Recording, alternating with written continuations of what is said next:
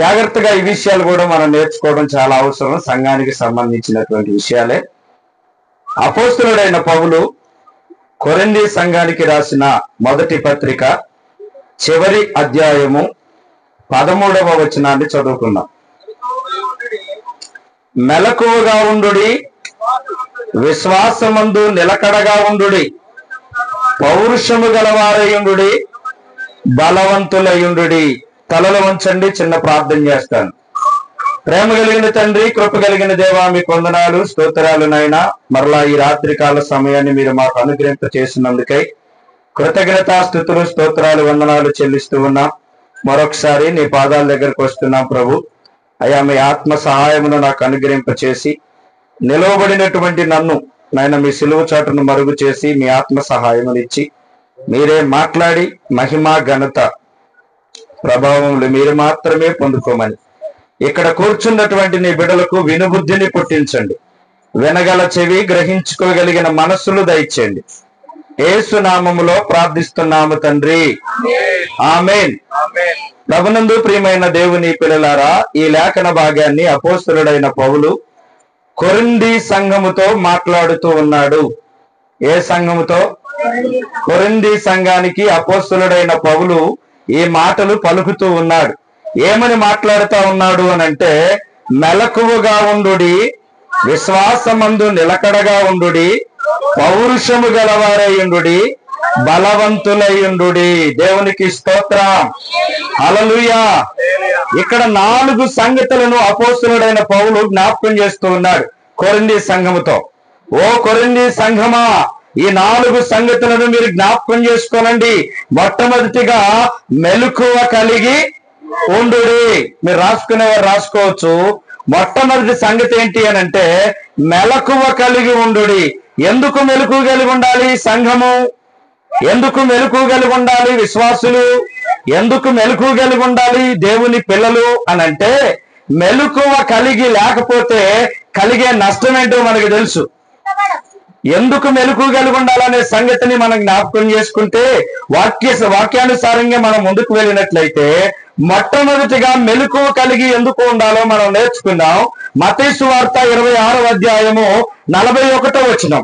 మత్తయి సువార్త 26వ అధ్యాయం 41వ వచనంలో, మీరు శోధనలో ప్రవేశించకుండునట్లు మెలకువగా ఉండి ప్రార్థన చేయండి. దేవునికి స్తోత్రం, హల్లెలూయా. ఎందుకు ప్రియ దేవుని సంఘమాను మెలకువ కలిగి ఉండాలి అనంటే, మీరు శోధనలో ప్రవేశించకుండానట్లుగా మెలకువ కలిగి ప్రార్థన చేయాలి. అంటే మెలకువ కలిగి ప్రార్థన చేయకుండా నిద్రపోతే శోధన వస్తుందా అనంటే, వస్తుందా రాదా మీరే చెప్పాలి. వస్తుందా రాదా? ప్రార్థన లేని జీవితం, ప్రార్థన లేని కుటుంబాలు, ప్రార్థన లేనటువంటి పరిస్థితులు నీ ఇంటిలో ఉంటే శోధన వస్తుందా, ఆశీర్వాదం వస్తుందా? శోధనే వస్తుంది.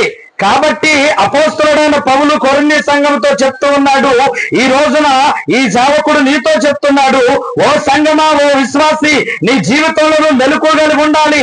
ఎందుకని చెప్పనా? నీవు, నీ కుటుంబము, నీ పిల్లలు, నీ భర్త, నీ కుటుంబ సభ్యులందరూ శోధనలో ప్రవేశించకుండానట్లుగా దానిని తప్పించుకోవాలంటే మెలకువ కలిగి ప్రార్థన చేయాలి. హల్లెలూయా. మెలకువ కలిగి ప్రార్థన చేయాలి. రెండో మాట, ఎలా ప్రార్థన చేయాలి? ఎఫెసీ పత్రిక 6వ అధ్యాయం 18వ వచనం. ఎఫెసీ పత్రిక 6వ అధ్యాయం 18వ వచనం. ఆత్మ వలన ప్రతి సమయమందును ప్రతి విధమైన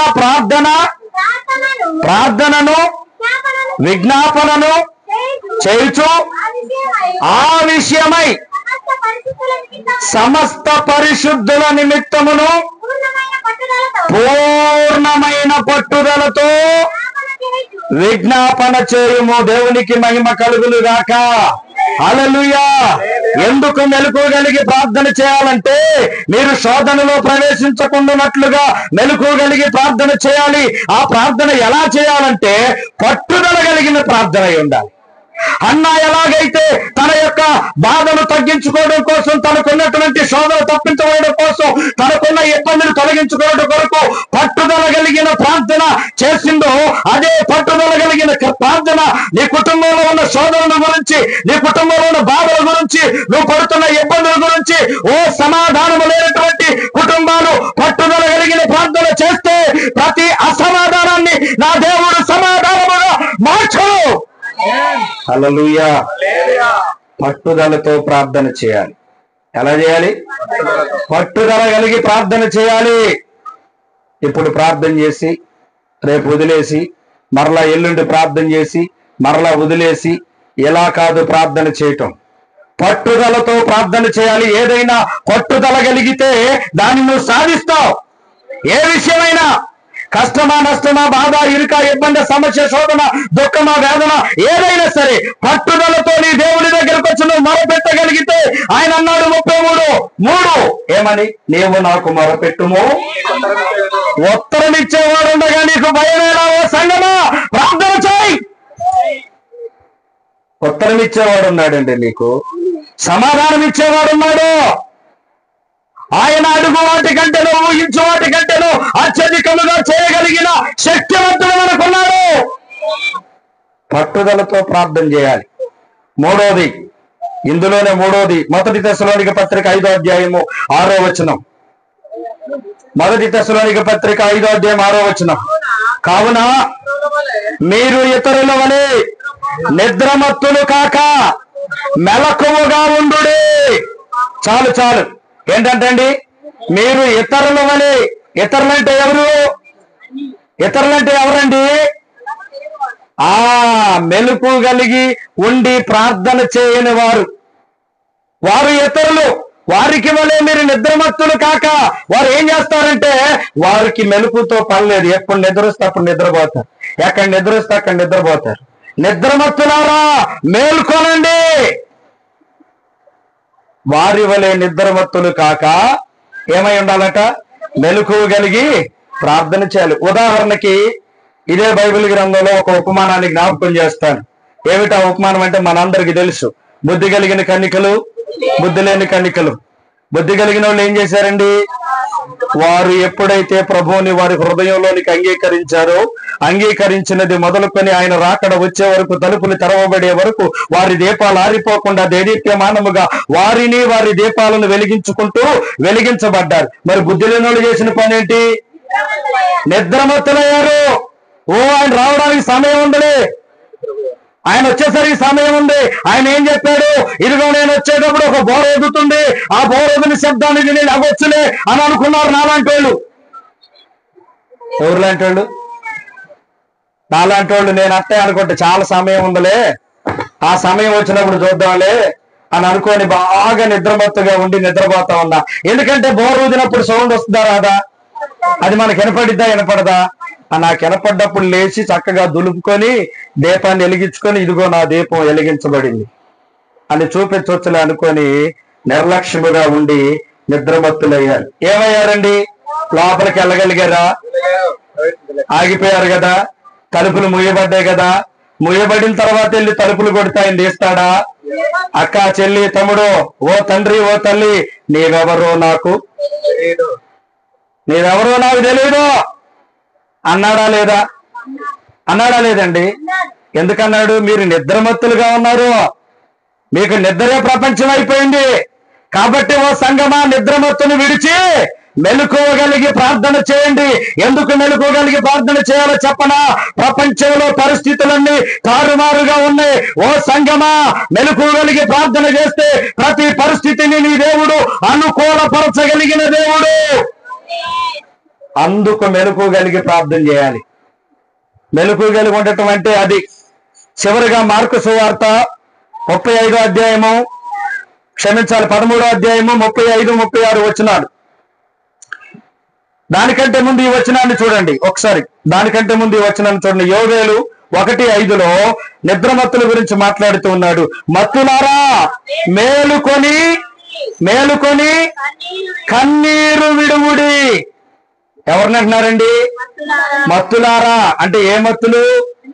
నిద్రమత్తులారా మీరు మేలుకోనండి, ఇక నిద్రపోయింది చాలు, ఇక మీకు సమయం అయిపోయింది, నిద్రపోయే సమయం, ఇక లగాలి, నువ్వు లెగిచి నిలబడి మెలుకోగలిగి ప్రార్థన చేయి, కన్నీరు గార్చు. ఎవరి కోసం అండి?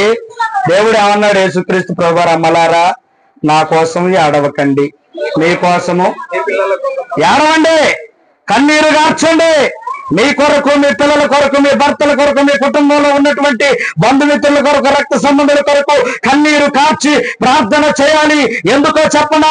నీ ఒక్కదానివే రక్షించబడి పరలోక రాజ్యంలో హాయిగా విశ్రాంతి పొందుకుంటూ ఉంటే, మరి వెనకాల ఉన్నోళ్ళు నరకంలో యాత్ర పడుతూ ఉంటే చూసి సంతోషించగలవా? ఆనందించగలరా? ఒకవేళ మేము అలాగే ఉంటామంటే, మా స్వార్థం మాదే అని అనుకుంటే అలాగే నిద్రమత్తులుగా ఉండండి, ఏం పర్లేదు. నిద్రమత్తులారా మేలుకొని కన్నీరు విడవండి. కన్నీరు విడిచి ప్రార్థన చేయాల. ప్రార్థన ఎంత పట్టుదలతో నువ్వు ప్రార్థన చేస్తావో, నీకున్నటువంటి ఆ కార్యము ఏదైతే సాధ్యము కాదని నువ్వు అనుకుంటున్నావో, నా దేవుడు దానిని ఖచ్చితంగా సాధ్యపరుస్తాడు. ఎందుకంటే ఆయనకు అసాధ్యమైనది నీకు నాకు మనకి సాధ్యము కాకపోవచ్చును, కానీ ఆయనకు సమస్తము సాధ్యమే. సాధ్యపరిచే దేవుడు నీకున్నాడు. ఏదైనా సాధ్యపరచగలిగిన దేవుడు నీకున్నాడు. ఇప్పుడు మార్కు సువార్త 13వ అధ్యాయము 35, 36 వచనాలు మీరు చూస్తే, అక్కడ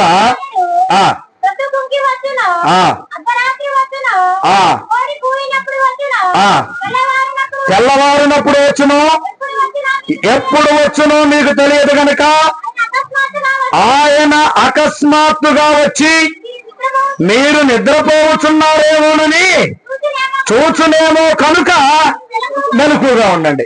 ఎప్పుడు వస్తాడంటే ఆయన పొద్దుపూట వస్తారో తెలియదు, మధ్యాహ్నం వస్తారో తెలియదు, సాయంత్రం వస్తారో తెలియదు, నైట్ వస్తాడో తెలియదు, మధ్యరాత్రిలో వస్తాడో తెలియదు, తెల్లవారుజామున వస్తాడో తెలియదు, ఎప్పుడు వస్తాడో తెలియదు.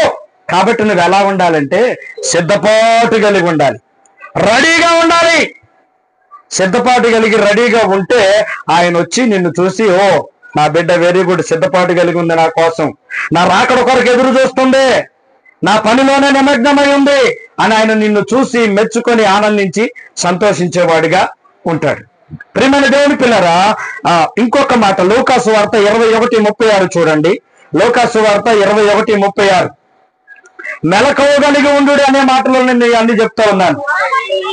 కాబట్టి మీరు జరగబోయే వీటిని అన్నను తప్పించుకొని మనుష్య కుమారుని ఎదుట నిలవబడుటకు శక్తి గలవారి వలె మెలకువగా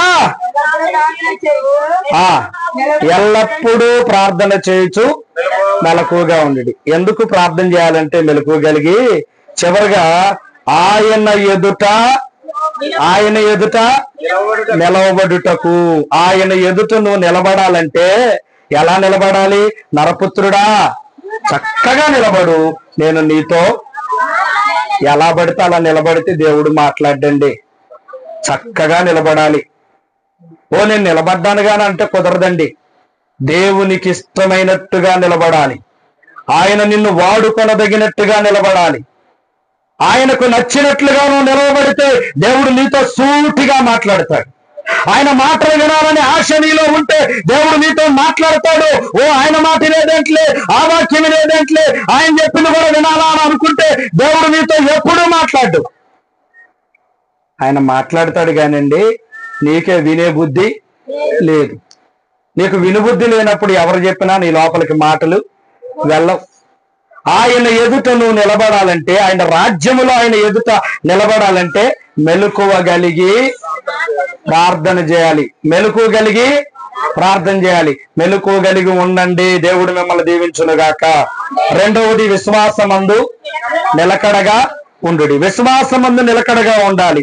ఎందుకు విశ్వాసమందు నిలకడగలిగి ఉండాలంటే, అపోస్తుల కార్యాల గ్రంథము, అపోస్తుల కార్యములు 14వ అధ్యాయము 22వ వచనాన్ని మనం చూసినట్లయితే, అక్కడ శిష్యుల మనసులను దృఢపరిచి విశ్వాసమందు నిలకడగా ఉండవలెనని అనేక శ్రమలను అనుభవించి మనము దేవుని రాజ్యములో ప్రవేశింపవలెను కనబడనని వారిని హెచ్చరించిరి. ఏం చేశారంటండి? హెచ్చరిక చేశారు. ఏమని హెచ్చరిక చేశాడు? ఓ కొరింథీ సంఘమా, ఓ షాలేము ప్రార్థనా మందిర సంఘమా, నువ్వు విశ్వాసమందు నిలకడగా ఉండు. విశ్వాసమందు నిలకడ లేకపోతే, విశ్వాసంలో స్థిరత్వం లేకపోతే ఏమవుతాయండి? విశ్వాసమందు నిలకడ లేకపోయినా, విశ్వాసమందు స్థిరత్వం లేకపోయినా నీ జీవితంలో కార్యాలు జరుగుతాయా? కార్యాలు జరగవు. అప్పుడు ఏమంటారు తెలుసా? నేను ప్రార్థించిన దేవుడు సమర్థుడు కాదండి, అందుకే నా జీవితంలో కార్యం జరగలేదని అంట. దేవుడి మీద వేస్తాం మనం నింద. మనలో ఉన్న లోపాన్ని గుర్తించం. ఒక ఆవిడెట్టే నాకులాగా బాగా భక్తి పర్రాలు ప్రార్థన చేసిందట 40 దినాలు ఉపవాసం ఉండి. ఏమనంటే ఇంటి వెనకమాల రోలు ఉందంట, పచ్చళ్ళు రుబ్బుకునే రోలు. పాపం ఆమె బయటికి రోజు వెనకమాలకి వెళ్ళి ఈ పచ్చళ్ళు రుబ్బుకోవడానికి ఇబ్బంది అవుతుందని దేవుని వాక్యంలో ఉంది కదా, ఆవగిందంత విశ్వాసం ఉంటే పడిద్దని ఉందిగా వాక్యం, అయ్యగారు చెప్పిండుగా. ఆ మాటను బట్టి ఆమె హృదయంలో విశ్వాసం కలిగి 40 దినాలు ప్రార్థన చేసిందంట ఉపవాసం ఉండి. 40 దినాలు అయిపోయిన తర్వాత చూస్తే వెనకమాల రోలు అక్కడే ఉంది, అది ఎదరక రాలా. ఇప్పుడు ఆమె అంటుందండి, ఆ మనసులో మాట బయట పెడుతుంది. ఏమన్నా చెప్పనా? నేను ముందే అనుకున్నా ఇది జరిగే పని కాదని. ఎప్పుడు అనుకుందంటండి? ఎప్పుడా? ముందు ఉపవాస ప్రార్థనకి ముందే అనుకున్నదట. దేవుడు ఏమన్నాడు నేను చెప్పనా? అడుగుడి మీకు. ఏమడిగిందామా? ఏమడిగిందండి? ముందు అడిగిందిగా, మరి అడిగిందండి దేవుడు ఇచ్చాడేమో లేదా? విశ్వాసం అందు స్థిరత్వం లేకపోతే, విశ్వాసంలో నమ్మకం స్థిరంగా లేకపోతే ఎలాంటి కార్యాలు జరుగుతాయి? నువ్వు విశ్వాసముతో అడిగి చూడు, దేవుడు తప్పక నీ జీవితంలో కార్యాలు జరిగిస్తాడు. విశ్వాసం అందు నిలకడగా ఉండాలి. నువ్వు నమ్మావా? నమ్మిన దాని కొరకు జీవించు, నమ్మిన దాని కొరకు బ్రతుకు. కష్టమో నష్టమో బాధో ఇరుకో ఇబ్బందో సమస్య శోధనో వేదనో ఏదైనా నువ్వు అనుభవించు, భరించు, సహించు, ఓర్చుకో. నా దేవుడు ఏదో ఒక రోజు నిన్ను ఉన్నతమైన స్థితిలో కూర్చోబెడతాడు. శ్రమలు సహించాలి, బాధలు భరించాలి. విశ్వాసమునకు కలుగు పరీక్ష ఓర్పును కలుగజేయను. సహనం కలిగి ఉండాలి. విశ్వాసమందు స్థిరంగా ఉండాలండి. నీ విశ్వాసంలో నువ్వు స్థిరంగా లేకపోతే నీ జీవితంలో కార్యాలు ఏం చూస్తావు? నమ్ముట నీ వలన అయితే ఎవరికి సాధ్యమంట? నువ్వు నమ్మావా? నువ్వు నిజంగా దేవుని నమ్మావా? నువ్వు నిజముగా దేవుని నమ్మితే నీ కుటుంబంలో ఉన్న శోధన, నీ కుటుంబంలో ఉన్న బాధ, నీ కుటుంబంలో ఉన్న సమస్య తొలగిపోవట్లేదంటే ఎక్కడో నీలో లోపం ఉంది. ఆ లోపం ఏంటో గుర్తించి దాన్ని సరి చేసుకొని విశ్వాసంలో స్థిరంగా ఉండి ప్రార్థన చేసి చూడు, దేవుడు తప్పక నీ జీవితంలో కార్యాలు జరిగిస్తాడు. జరిగిస్తాడా లేదా? విశ్వాసమందు స్థిరంగా నిలబడాలి. కొలస్సీ పత్రిక 4వ అధ్యాయం 12వ వచనంలో దేవునిని గూర్చిన సంపూర్ణ ఆత్మ నిశ్చయిత గలవారై నిలకడగా ఉండవలను. ఎలా ఉండాలటండి? నిలకడగా ఉండాలట. దేని కొరకు? సంపూర్ణ ఆత్మ నిశ్చయిత గలవారై. సంపూర్ణ ఆత్మ నిశ్చయిత అంటే నువ్వు ఏ దాని కొరకైతే ప్రయాసపడుతున్నావో, ఏది నీ జీవితంలో కావాలనుకుంటున్నావో దానిని నువ్వు సంపూర్ణంగా నమ్మాలి. నువ్వు నమ్మితే దేవుని మహిమేంటో నువ్వు చూస్తావు. సంపూర్ణంగా నమ్మాలి, పూర్తిగా నమ్మాలి. దేవునిని నీ పూర్ణ హృదయముతోనూ, నీ పూర్ణ ఆత్మతోనూ, నీ పూర్ణ శక్తితోనూ ఆరాధించాలి. పూర్ణ శక్తి, పూర్ణ ఆత్మ, పూర్ణ మనసు అంటే అర్థం ఏంటి? సగం సగం అని కాదు, పూర్తిగా. నువ్వు నమ్మావా? పూర్తిగా నమ్ము. నువ్వు దేవుని మీద ఆధారపడుతున్నావా? పూర్తిగా ఆధారపడు. లాజరు నమ్మాడు. ఒక పక్కన కుక్కలు నాకుతూ ఉన్నాయి, భయంకరమైనటువంటి పరిస్థితి. తినడానికి తిండి లేదు, ఉండడానికి నివాసం లేదు, కట్టుకున్నట్టుకు బట్టలు లేవు. ఆయన తిని మిగిలిచిన ఎంగిలి మెతుకులు తిని బ్రతకాలి. అయినా విశ్వాసములో స్థిరంగానే ఉన్నాడు. ఈ లోకం ఎవరికి శాశ్వతం కాదు, ఏదో ఒక రోజు వెళ్ళిపోవాలా. ఇక్కడ ఎవరు మేగొట్టుకొని ఉండటానికి లేదు. ఇది నాదే, ఏది ఇది నాదండి నేను పోను అంటే కుదరదు. దేవుడు పిలిస్తే ఉన్నవాడైనా పోవాలి, లేనివాడైనా పోవాలి, మధ్యవాడైనా పోవాలి. ఎవరైనా వెళ్ళాలి. వెళ్ళాలా వద్దండి? ఆయన పిలిచినప్పుడు ఎవరమైనా వెళ్ళాలి. కాబట్టి ఇది కాదు శాశ్వతమైనది, శాశ్వతమైనది ఒకటి ఉన్నదని లాజరు నమ్మాడు. ఈ లోకంలో ఉండగా అనేక శ్రమలు, అనేక బాధలు, అనేక ఇబ్బందులు పడ్డాడు. ఆయన సమయం వచ్చింది, అబ్రహాము రొమ్మున అనుకొని చక్కగా విశ్రాంతి పొందుకుంటున్నాడు. విశ్వాసం అందు నిలకడగా లేకపోతే ఆ కార్యం జరుగుద్దా అండి? ఏమంటే ఆ కార్యం జరిగిద్దా? అబ్రహాముకి 75 సంవత్సరాల కాలంలో దేవుడు వాగ్దానం చేస్తే 100 సంవత్సరాల కాలంలో ఆ వాగ్దానం నెరవేర్చబడిందనంటే 25 సంవత్సరాల కాలం ఆయన విశ్వాసాన్ని కాపాడుకున్నాడా, విడిచిపెట్టాడా? కాపాడుకొనుటను బట్టియే కదా కార్యం జరిగింది, అవునా కదా? మరి మన జీవితాల్లో మన కుటుంబాల్లో 1 సంవత్సరం, 2 సంవత్సరాలు, 1 నెల, 2 నెలలు, 3 నెలలు తట్టుకోలేమండి, భరించలేకపోతున్నాం, ఇక అవదో, నా వల్ల కాదు, దేవుడు నన్ను పట్టించుకోవట్లేదు, నా ప్రార్థన వినట్లేదు అని నువ్వు అనుకుంటున్నావంటే ఆలస్యము వెనక దేవుడు ఆశీర్వాదమును ఉంచుతాడు. ఆలస్యం అవుతుంది అనుకుంటున్నావేమో, ఆశీర్వాదాన్ని నీ కొరకు దేవుడు దాచి ఉంచాడు. ఆ దాచి ఉంచిన ఆశీర్వాదం పొందుకోవాలంటే కొంత సమయం వేచి ఉండాలి, వేచి చూడాలి. ప్రియమైన దేవుని పిల్లలారా, విశ్వాసమందు నిలకడగా సంపూర్ణ ఆత్మ నిశ్చయిత కలిగిన వారై ఉండాలి. అంత మాత్రమే కాదండి, ఇంకా ఎలా నిలకడగా ఉండాలి అనంటే కొలసి పత్రిక 4:2 చూస్తే ప్రార్థనల యందు నిలకడగా ఉండి కృతజ్ఞత గలవారై దాని యందు మెలకువ కలిగి ఉండాలి. ప్రార్థనల యందు నిలకడ కలిగిన వారమై ఉండాలి, కృతజ్ఞత కలిగిన వారమై ఉండాలి. ఇది చాలా ప్రాముఖ్యమైన విశ్వాసి జీవితంలో. కృతజ్ఞత అనేటువంటిది లేకపోతే ఆ భక్తి వ్యర్థం, ఆ విశ్వాసం వ్యర్థం, ఆ జీవితము. కృతజ్ఞత ఉండాలా లేదండి? ఇప్పుడు ఎవరైనా మనకు మేలు చేస్తే వెంటనే ఏమని చెబుతాం? థ్యాంక్స్ అండి అంటాం. దానికి అర్థం ఏంటి? తెలుగులో అర్థం ఏంటండి? అమ్మా నీకు కృతజ్ఞతలు అని అర్థం, అయ్యా నీ కృతజ్ఞతలు అని అర్థం.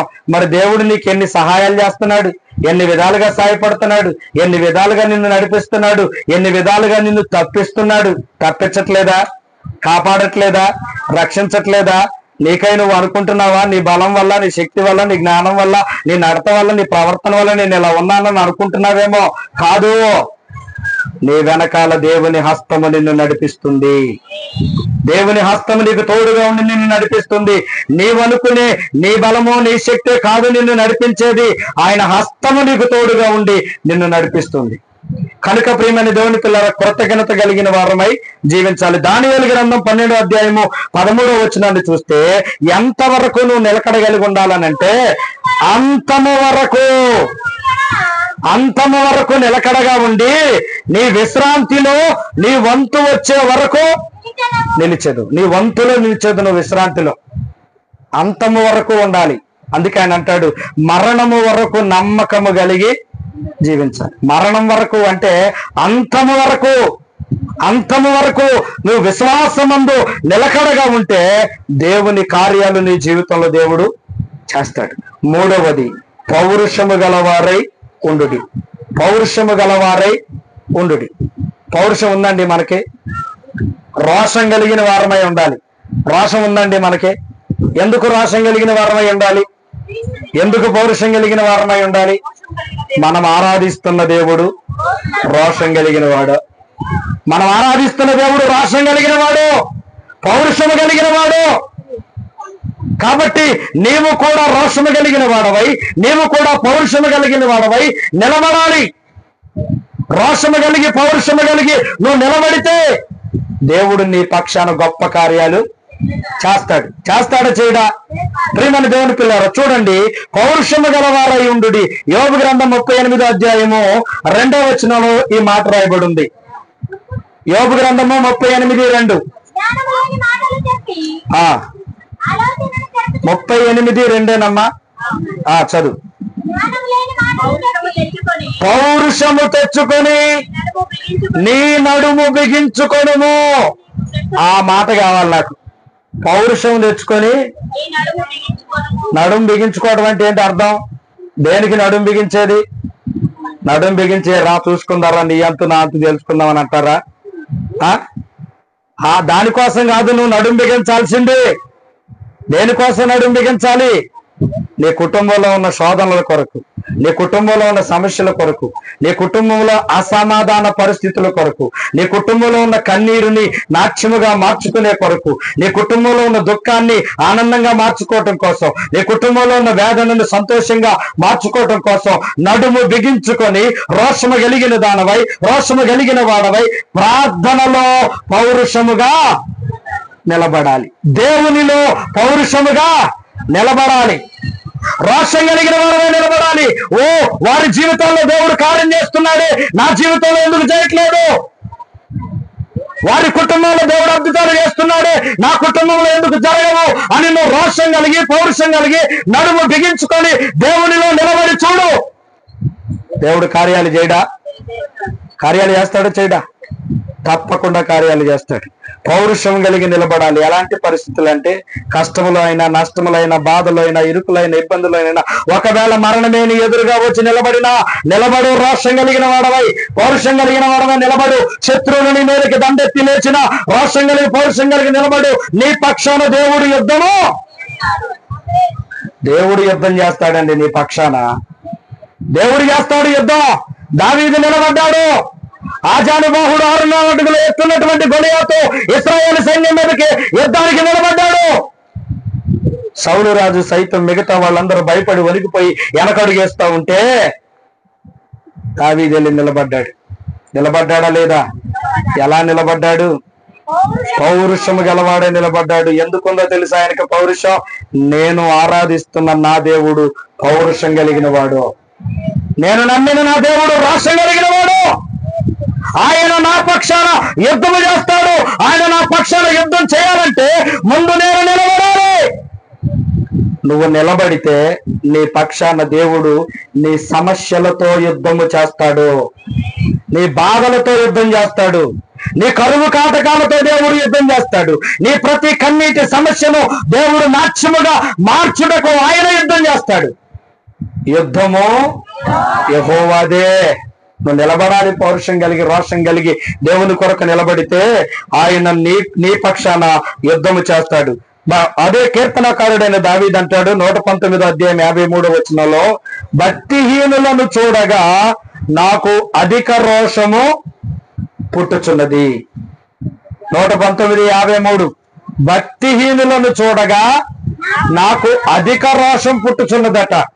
భక్తిహీనులను చూస్తే రోషం రావటం ఎందుకు వస్తుంది రోషం? ఆయనకి ఎందుకు రోషం వచ్చిందంటే, నిజంగా మీరు భక్తి చేస్తున్నారా? నిజంగా మీరు దేవుణ్ణి కలిగి జీవిస్తున్నారా?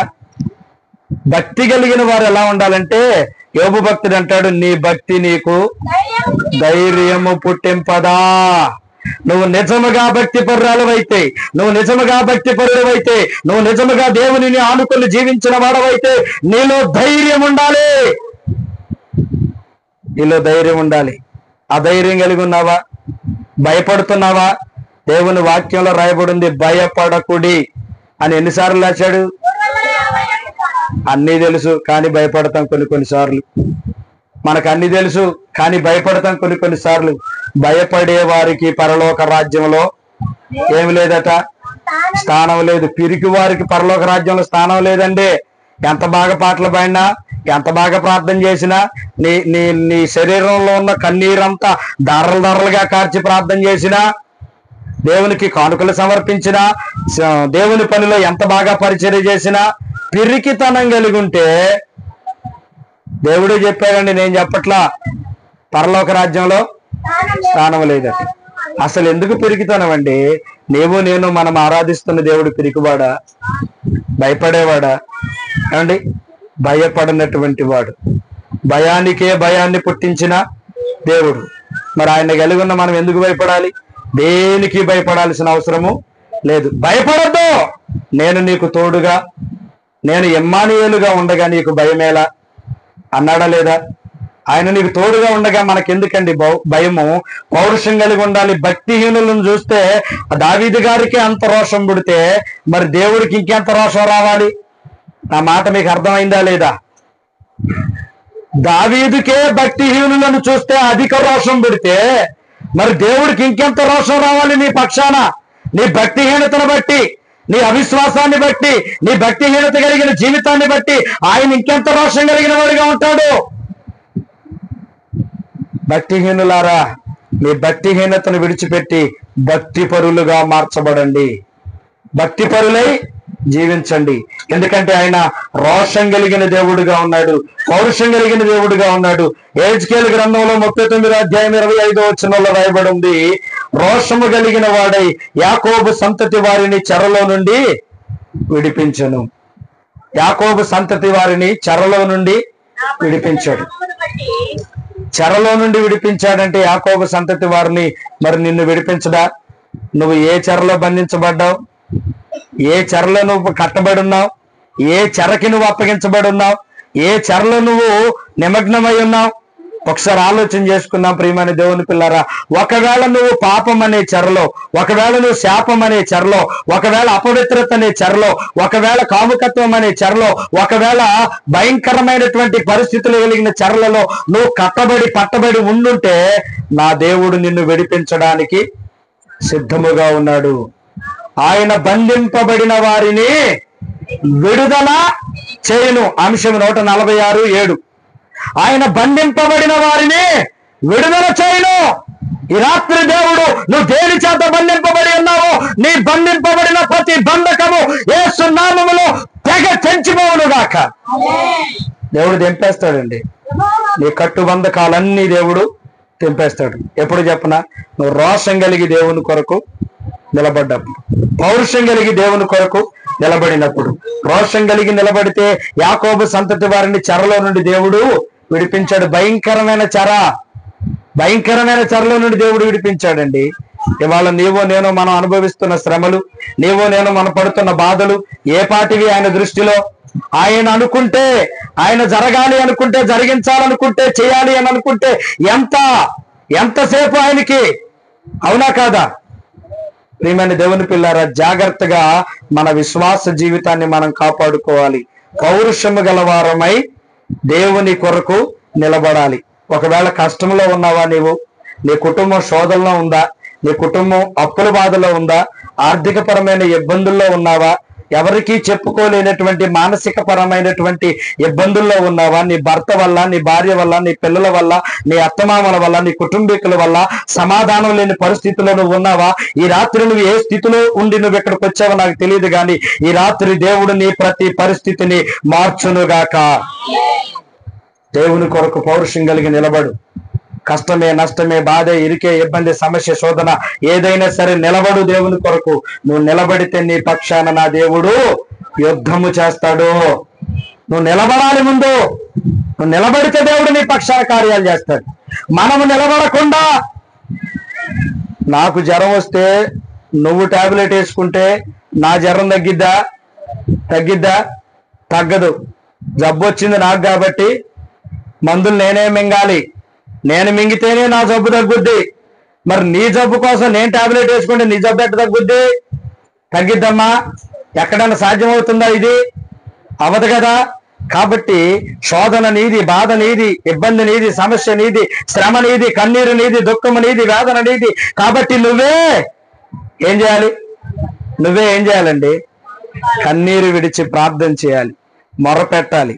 అన్నాలాగా ఒక తీర్మానం తీసుకొని ప్రార్థనలో గడపండి. మెలకువ కలిగి ప్రార్థన చేయండి. దేవుడు కార్యాలు ఎందుకు చేయడో చూడండి. దేవుడు తప్పక కార్యాలు చేస్తాడండి.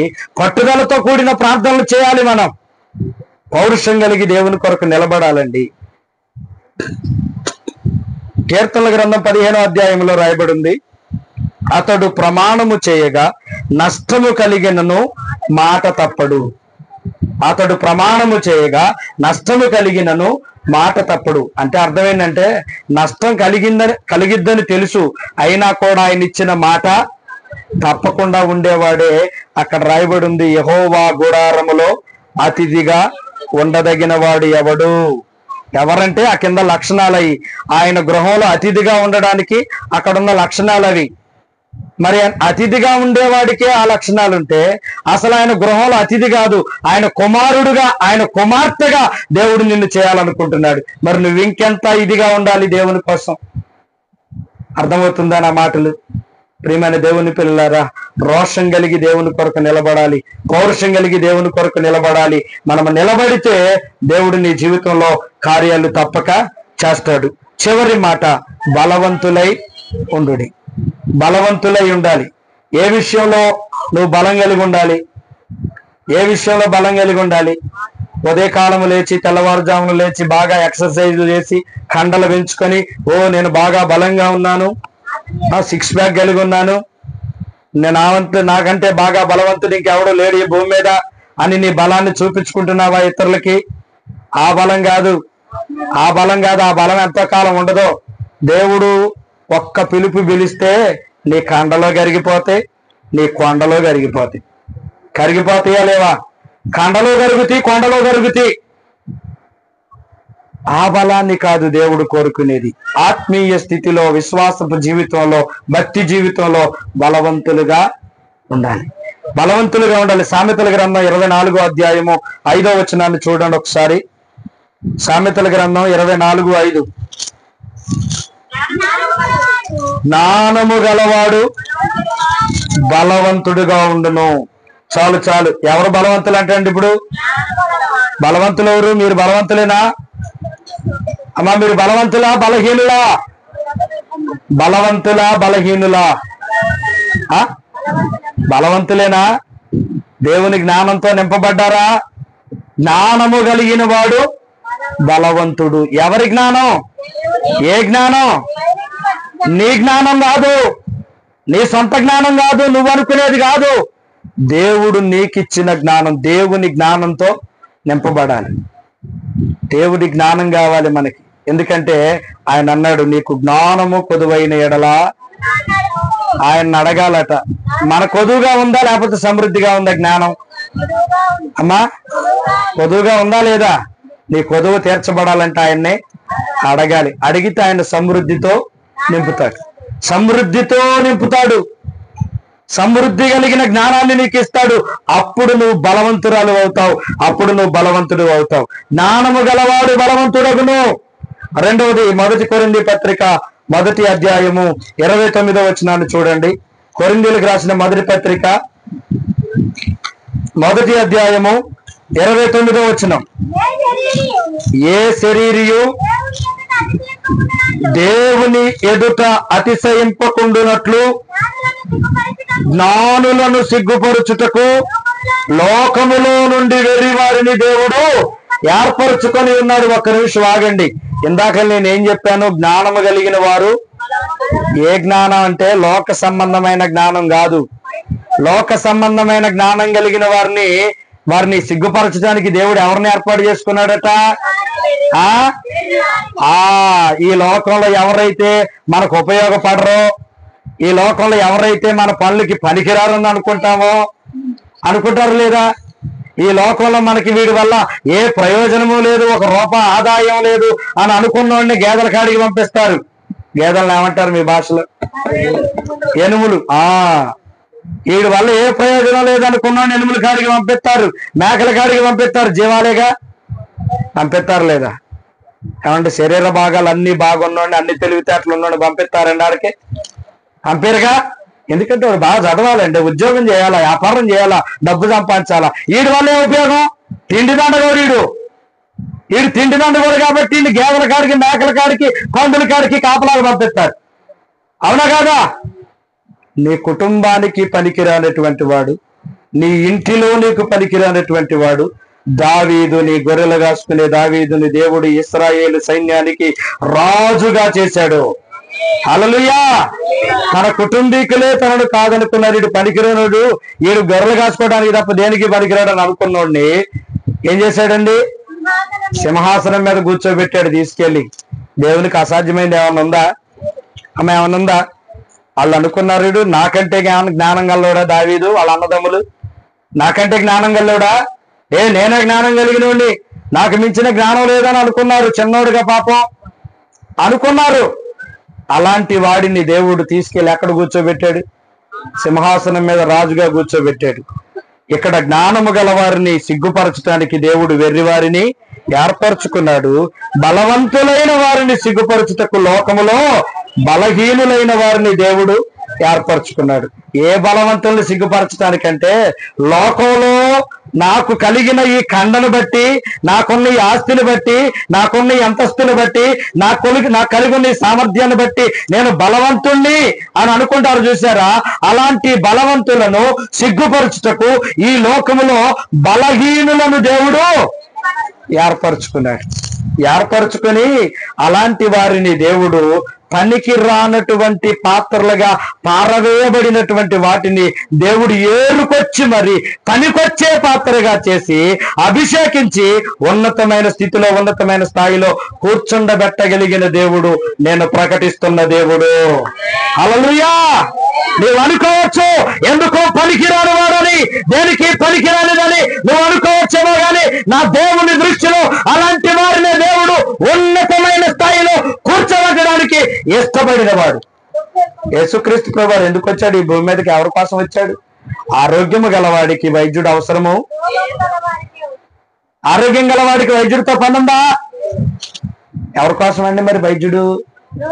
రోగుల కోసం. పరిశుద్ధుల కొరకు రాలేదు దేవుడు భూమి మీదకే, పాపుల కోసం వచ్చాడు. అంటే ఇప్పుడు ఇక్కడ కూర్చున్న వాళ్ళందరూ మేము పరిశుద్ధులంగా అయ్యారు అని అనుకుంటున్నారా అమ్మా? పరిశుద్ధులు అనుకుంటున్నారా? నీతిమంతులు అనుకుంటున్నారా? నీతిమంతుడు లేడు, ఒక్కడునూ లేడు, ఎవడునూ లేడు.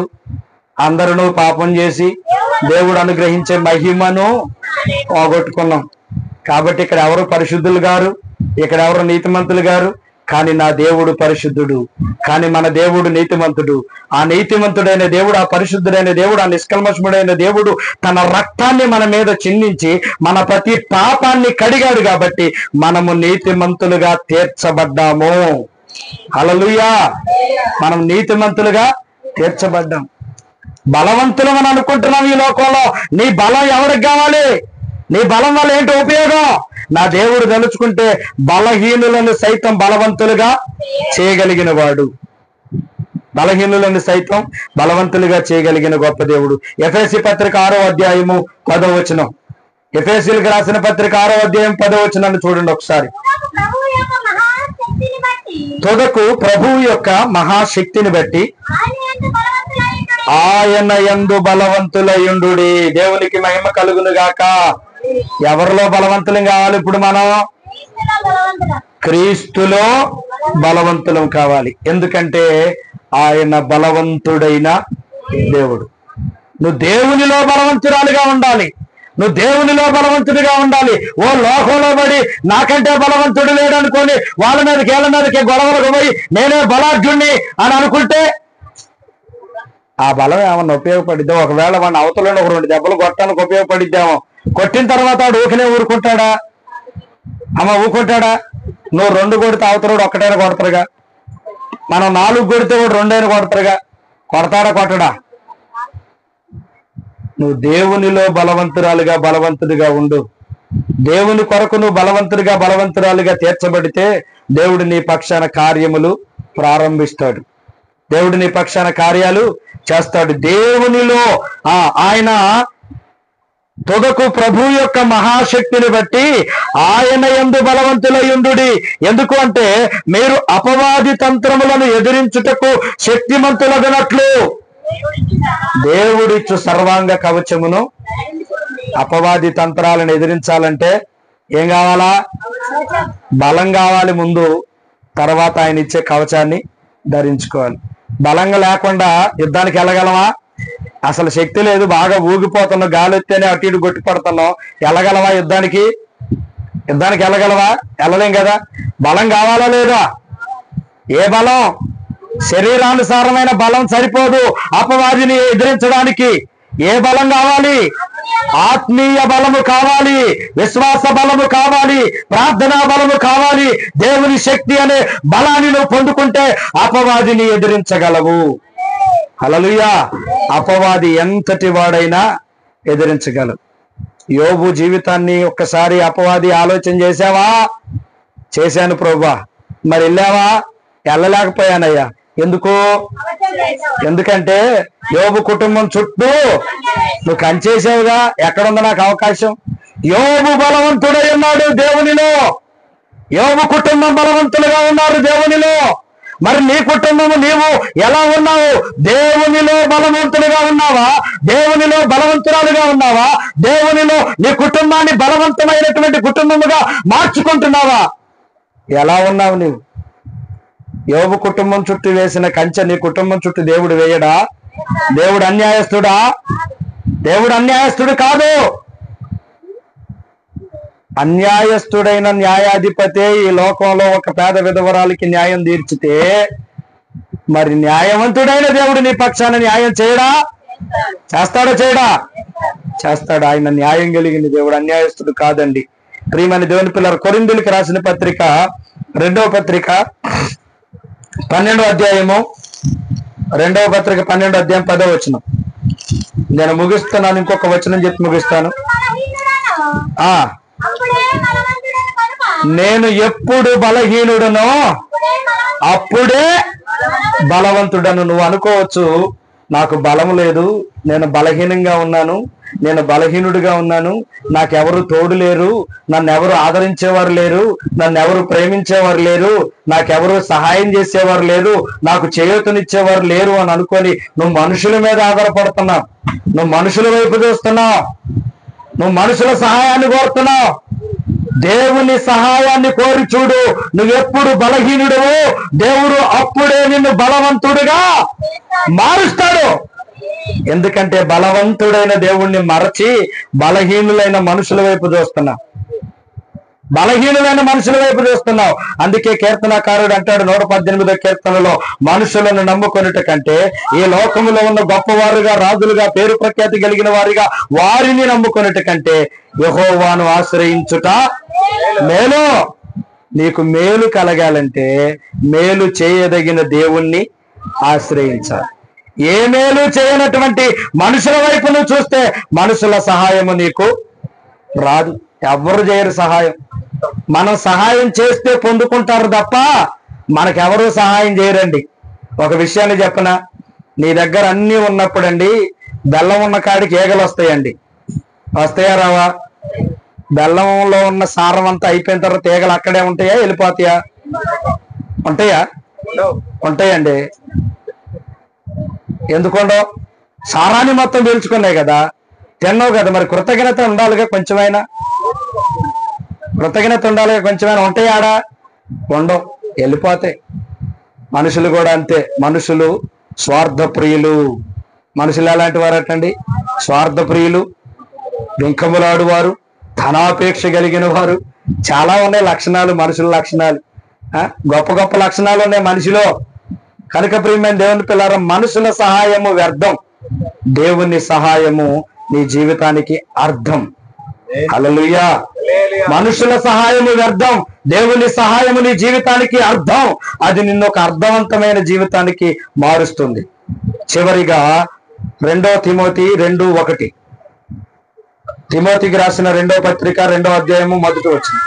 మరొకసారి, నా కుమారుడా, క్రీస్తు యేసునందున్న కృపచేత బలవంతుడవు కమ్ము. ఏ కృపచేత బలవంతుడు కావాలి మనం? క్రీస్తు యేసునందున్న కృపచేత బలవంతులు కావాలి. ఎందుకంటే దేవుని కృప లేకపోతే నువ్వెంతటి బలవంతుడివైనా ఈ లోకంలో బలహీనుడవే. అదే నువ్వు ఈ లోకంలో బలహీనుడిగా ఉండి దేవుని కృపచేత నువ్వు నింపబడితే నా దేవుని దృష్టిలో గొప్ప బలవంతుడిగా ఉంటావు. క్రీస్తు యేసునందున్న కృపచేత నువ్వు బలవంతుడిగా, బలవంతురాలుగా మార్చబడాలి. ఎందుకంటే ఆయన నిన్ను బలపరిచే దేవుడు. నన్ను బలపరుచు వాని యందే నేను సమస్తము చేయగలను. నీవు నీ కుటుంబాన్ని, నీ కుటుంబంలో ఉన్న ప్రతి పరిస్థితిని మార్చుకోగలిగిన సామర్థ్యము నీకుంది. దేవుడు నీకు ఇచ్చాడు. నీవు దేవుని కొరకు నువ్వు ఆశపడి దేవుని యొక్క బలాన్ని కావాలని అనుకుంటే ఆయన నిన్ను బలపరుస్తాడు. సమస్తము నువ్వు చేయగలిగేటట్లుగా దేవుడు నిన్ను బలపరిచి నడిపిస్తాడు. నన్ను బలపరుచు వాని యందు నేను సమస్తము చేయగలను. మనం చేయగలిగిన వారమే ఎప్పుడంటే దేవునిలో బలవంతులుగా ఉంటే, క్రీస్తు యొక్క కృపచేత మనం బలవంతులుగా మార్చబడితే. ప్రియమైన ఆ షాలేము ప్రార్థన సంఘ విశ్వాసులారా, ఈ రాత్రి దేవుడు మీతో మాట్లాడాడు అని నేను అనుకుంటున్నాను. 4 విషయాల ద్వారా దేవుడు మీతో మాట్లాడాడని నేను అనుకుంటున్నాను. మొట్టమొదటిగా మెలకువ కలిగి ఉండుడి. రెండవది విశ్వాసమందు నిలకడగా ఉండుడి. మూడవది పౌరుషము గలవారై ఉండుడి. నాలుగవది బలవంతులై ఉండుడి. విశ్వాసమందు నిలకడగా ఉందాం, మెలకువ కలిగి ప్రార్థన చేద్దాం, దేవుని కొరకు పౌరుషం కలిగిన వారమే, రోషం కలిగిన వారమే నిలబడదాం. దేవుని కృపలో బలవంతులముగా మార్చబడి ఆయన మన పక్షాన చేసే ప్రతి కార్యానికి మనమందరమును కూడా అర్హులము అవుదుముగాక. దేవుడి మాటలు మనందరి వినికిడిలో దీవించి ఆశీర్వదించునుగాక.